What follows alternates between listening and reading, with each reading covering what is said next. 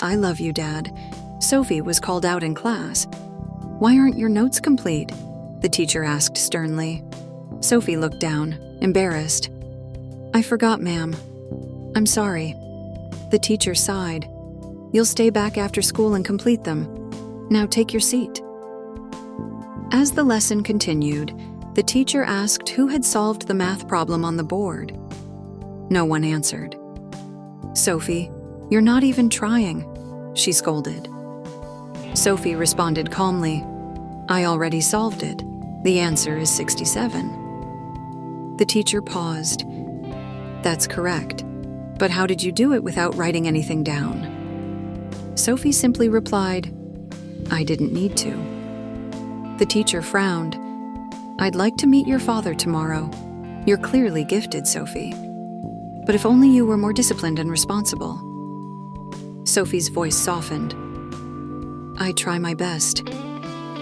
The teacher looked at her gently.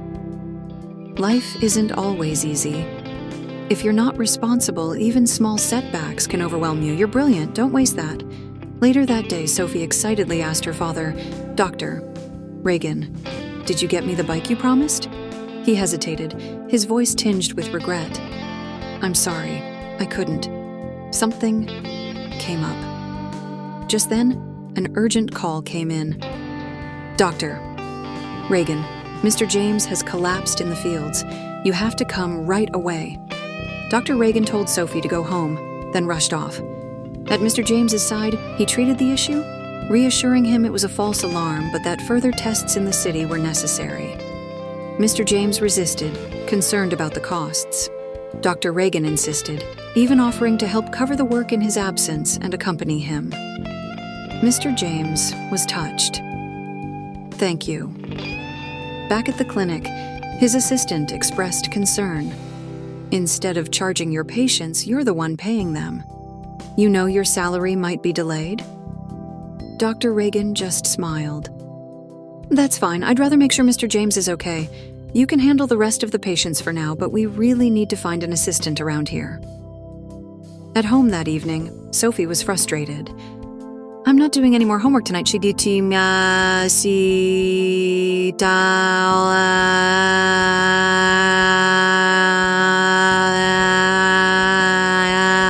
Her mother asked gently. Because I don't feel like it. Her mother nodded thoughtfully. Your teacher told your father how smart you are. If only you took things more seriously. You could be a doctor one day, Sophie. But Sophie pushed back. I'll decide what I want to be when I grow up. Her father tried to ease the tension. Let her be. She's still young. He smiled reassuringly. Don't worry. Just get some rest. Soon after, urgent news reached the family. Dr. Reagan had been in a terrible accident. The villagers rallied together. He once saved my wife and child and didn't charge us a single rupee, one villager said. Another added, he caught my liver issue early. He saved my life. We'll take him to the city. Everyone chipped in with money and support. Sophie's mother tried to stay calm. He always helps everyone. Now it's our turn. At the hospital, Sophie wanted to stay, but her mother reminded her gently, you have a test tomorrow. Your father wouldn't want you to miss it. Reluctantly, Sophie returned home, comforted by a neighbor with a warm bowl of soup. My mother used to say, soup can heal even the heaviest heart, she said kindly. Sophie whispered, thank you. She had received her grades, she had topped her class, but couldn't celebrate. What do you want for doing so well? Her mother asked. A bike, Sophie murmured. Yes, Your Highness, her father would have joked. Thy will be done. In the hospital, Dr. Reagan reflected on his life. Being a father is the greatest thing in the world, especially to a daughter. Sophie brings me joy in ways I can't explain. She gives me hope. Even when I failed to bring her the bicycle because I used that money to help Mrs. Donovan with her surgery, I knew she'd understand. But I still felt like I'd let her down. Sophie, by then, had changed. Standing beside her unconscious father, she made a promise. "I'll never complain again. I'll become responsible. I'll become a doctor, just like you dreamed." From that day on, she helped the nurse at the clinic every day.